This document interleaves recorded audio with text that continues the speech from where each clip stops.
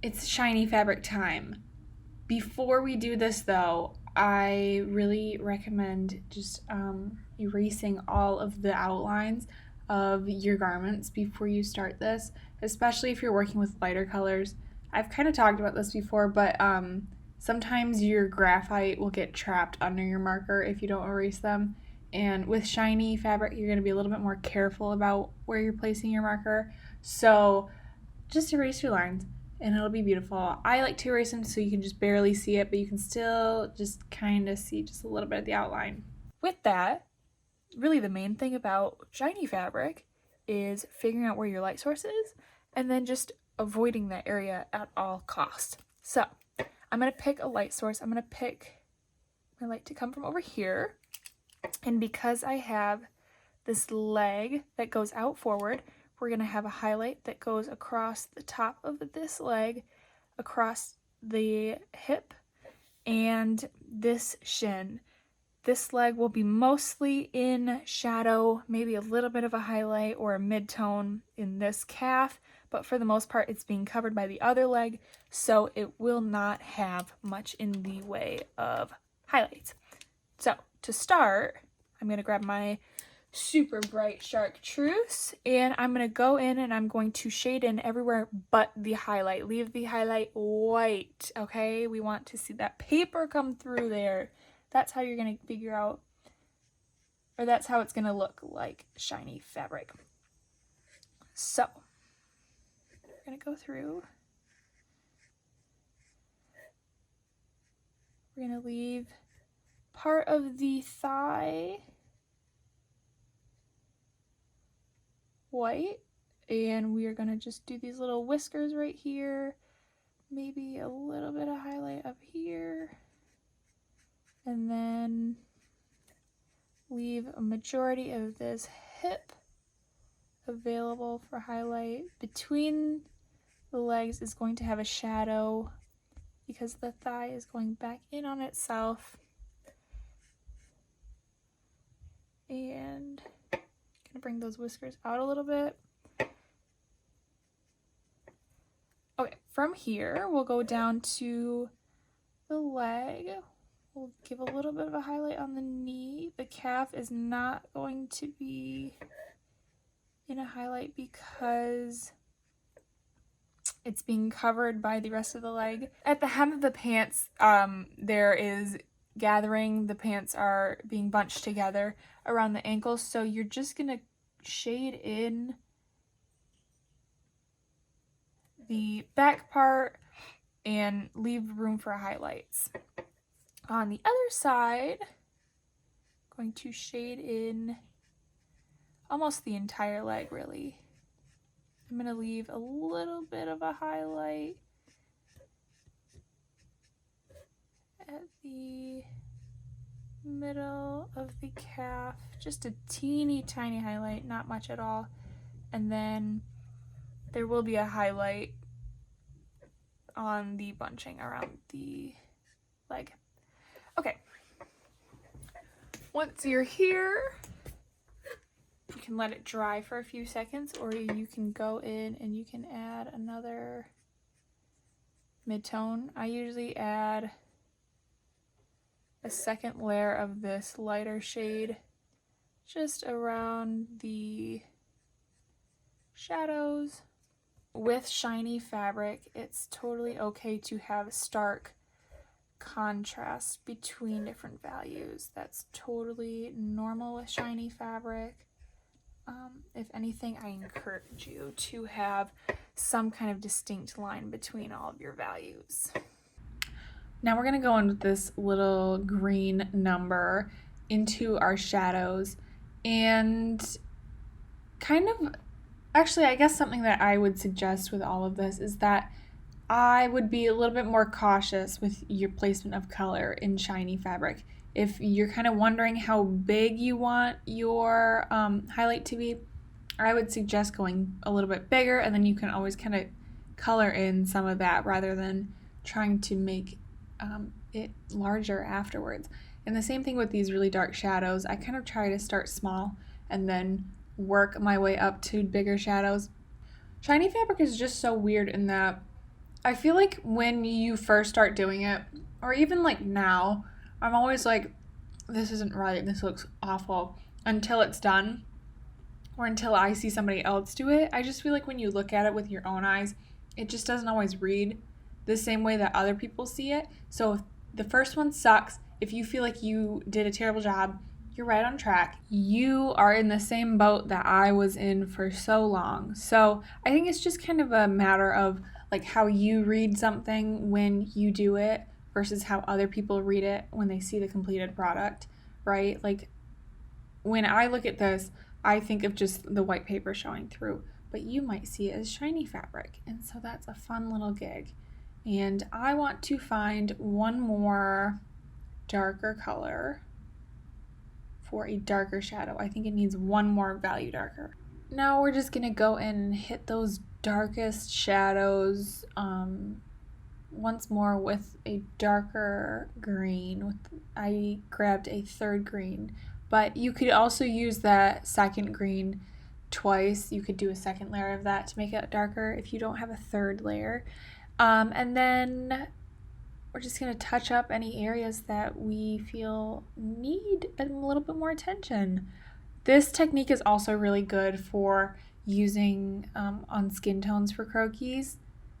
If you want to make them look like oiled up, ready for the beach or whatever, or the Victoria's Secret fashion show, you can use this technique with skin tone on your croquis, and it'll make them so cool and like greased up, beautified, Baywatch kind of moment. But I'm just going to go in and just take these highlights in just a little bit. I want them to be a little bit smaller.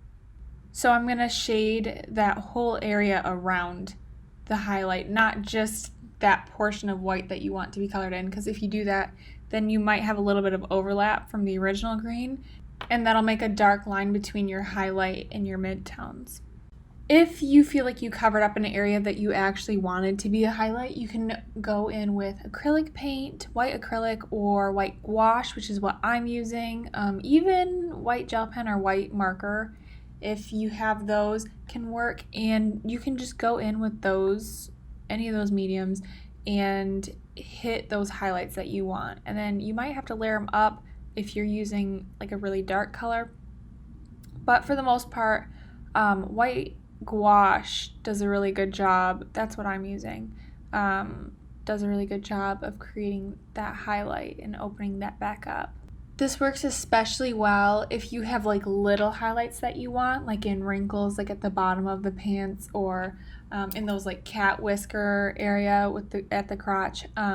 You can really make some small highlights with a small brush and some paint instead of just trying to like finesse your way into making these teeny tiny highlights. To show you guys what I mean by shiny on croquis, I have this little number that I did. I used watercolor for this. I'll show you guys a watercolor demo actually, because we are zooming through this. But I put my paint down and I just left that white area, and I actually think I went back with some gouache on that. But you can really do this. You could do it with marker, you could do it with watercolor, whatever medium you want. And it can look really cool, especially if you're doing like a water themed collection. If you want to do this in watercolor, it's basically the same thing actually. It's pretty similar.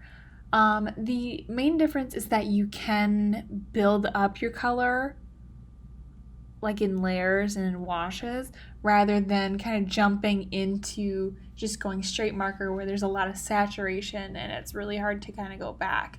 Other than that, it's pretty much the same. So what we're going to do first is we are going to pick our light source again and block out our highlights. So on the bust, and then a lot on the right side of the body, especially in the hip area and where that body is pivoting. A little bit down the side of that body, and then because the front leg or the right leg is crossing over the left, there's going to be a little bit of a highlight on the top of this leg. Once I get that blocked in and kind of visualized and have a mental note of where those highlights are, I like to go in and erase everything again, especially with watercolor. Both marker and watercolor tend to like really hold on to graphite if you get it stuck under there, so I try to be really good about erasing any garment lines that I might have. Taking your watercolor, you are just going to go in with that first layer and hit all of your midtones, just avoiding the highlights. Really, that's the only thing you are not going to shade in. And it's the same thing as marker, but like I said, you can play around with how dark you want each layer to be and how much you want to build up those different layers to get to that point that you feel like is most representative of your design. And I do feel like you have a little bit more control over where you're placing your color when you're using a brush versus when you're using a marker, so you can kind of get into those smaller spaces a little bit easier. Once that is dry, and I mean dry, like 234% dry, you can go in with your next layer and you can keep building that up. If you want variation in value, then you really have to make sure that this stuff is dry before you go in with the next one, or else they're going to start blending together.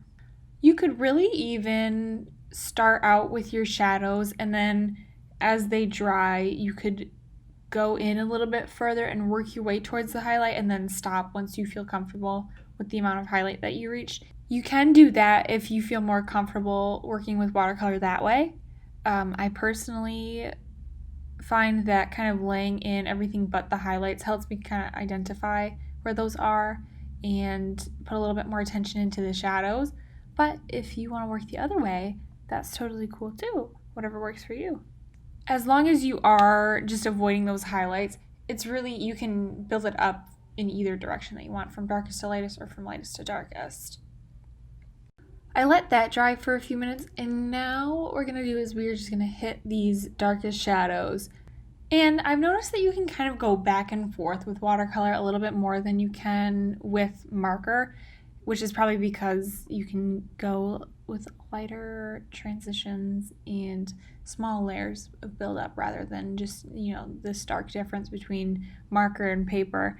But you can really go in and you can add these shadows, and then if you feel like the midtones are too light, which I felt like my midtones were a little bit too light, then you can go in later and you can water down that color, then go through and hit those midtones again. The only thing that I would say to be a little bit careful for is if you like those stark transitions between value, then if you are layering, it might reactivate the darker colors and that will make it blend. But if that's what you want, then there you go. There's your trick.